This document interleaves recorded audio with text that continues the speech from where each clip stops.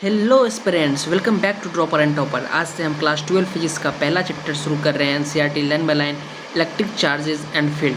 Believe me, अगर आपने ये चैप्टर अच्छे से समझ लिया और एनसीईआरटी का हर एक लाइन को आपने डिकोड कर लिया तो इलेक्ट्रोस्टैटिक से पूरा का पूरा आपको क्वेश्चन इलेक्ट्रोस्टैटिक का पूरा पोर्शन बहुत ईजी हो जाएगा और आप इसमें से एक भी क्वेश्चन गलत करके नहीं आएंगे, चाहे वो थ्योरेटिकल हो चाहे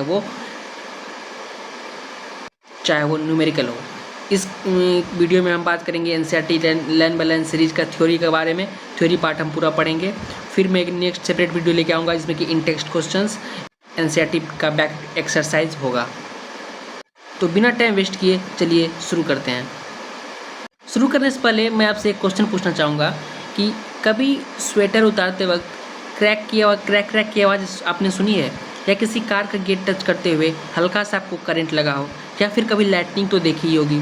अगर ये सब होता हुआ देखा है तो आपके मन में ये सवाल उठना चाहिए कि ये सब हो क्यों रहा है।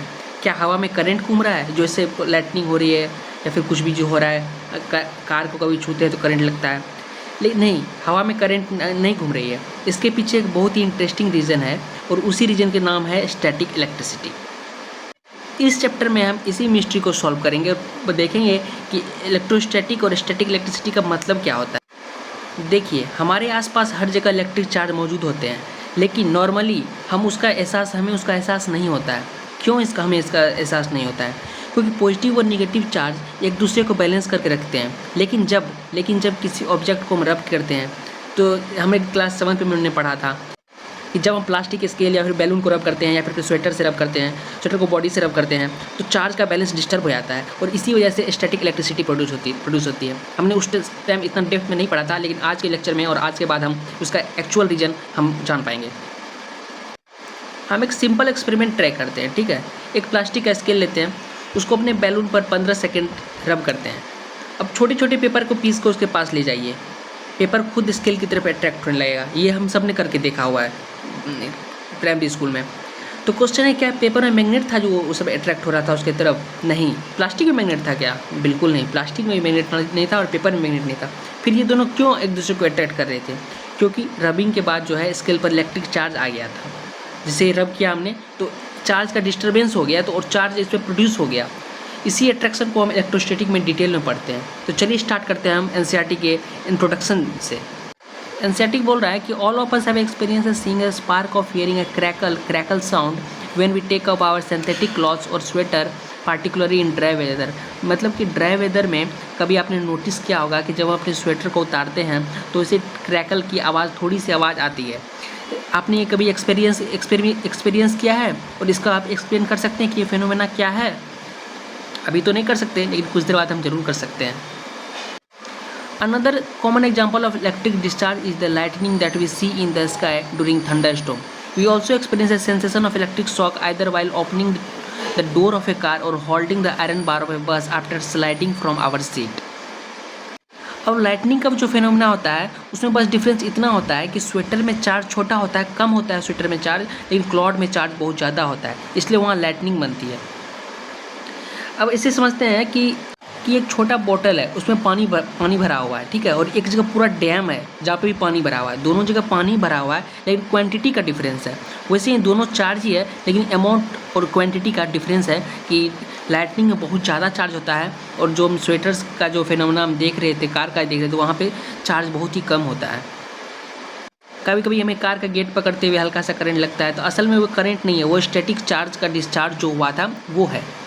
अब यहाँ पे रीज़न दिया हुआ है, the reason for this experience is the discharge of electric charge through our body which we are accumulated due to rubbing of insulating surfaces. इसका मतलब है कि अब हम जितने भी एग्जांपल देंगे उसका कारण सिर्फ एक है, रबिंग से चार्ज बनते हैं, चार्जेस जमा होते हैं, फिर अचानक निकल जाते हैं। इसी प्रोसेस को इलेक्ट्रिक डिस्चार्ज करते हैं, जिसके हमने रब किया तो चार्ज का तो डिस्टर्बेंस हुआ तो चार्ज उससे और चार्ज क्रिएट हुआ तो फिर वो एक जगह फिर जमा हो जाता है, फिर जैसे हम किसी चीज़ को टच करते हैं, जैसे कार को हमने टच किया तो वहाँ से वो हमारे बॉडी में आ जाता है, वो चार्ज का डिस्चार्ज हो जाता है, उसी को हम इलेक्ट्रिक डिस्चार्ज कहते हैं। उसी से हमें थोड़ा सा शॉक लगता है, लेकिन क्वांटिटी बहुत कम होता है तो हमें उसका उतना असर नहीं पड़ता।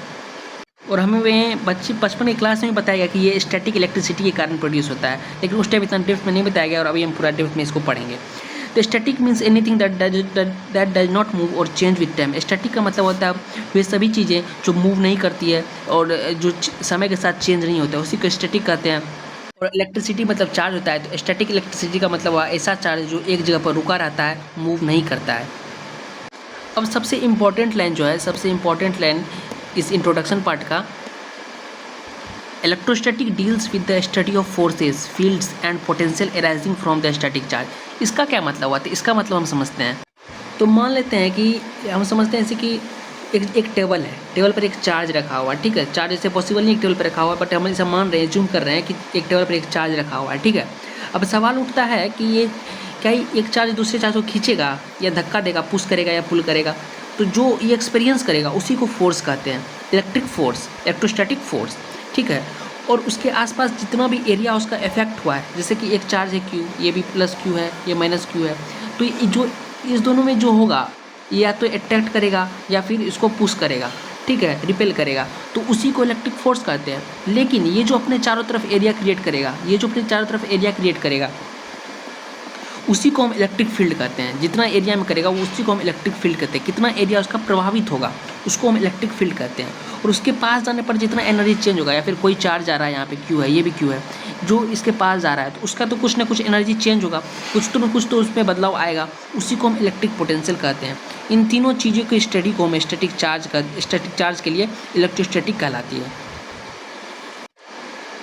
तो स्टूडेंट्स, आज हमने सिर्फ इंट्रोडक्शन पढ़ा है, लेकिन आपने नोटिस किया होगा कि एनसीईआरटी, और हमने उन्हें रियल लाइफ में जोड़कर समझा है, और हमने रियल लाइफ एग्जांपल के साथ उन्हें जोड़ करके समझा है। यही तरीका रहेगा पूरे चैप्टर्स का, जिसमें हम रटेंगे नहीं और बिल्कुल फिजिक्स को अच्छे से समझेंगे। तो मिलते हैं आप लोग से नेक्स्ट वीडियो में। तब तक के लिए आप लोग जो नए हैं हमारे चैनल को सब्सक्राइब कर लीजिए, क्योंकि इसमें मिलेंगे आपको एनसीईआरटी के सारे in text question, back exercise and NCERT learn by learn, and जो भी इंपॉर्टेंट क्वेश्चन रहेगा जेईई मेन एंड नीट का, वो सारा आपको इसी चैनल पर मिल जाएगा। तो मिलते हैं नेक्स्ट वीडियो में न्यू पार्ट के साथ। तब तक के लिए जय हिंद, जय भारत।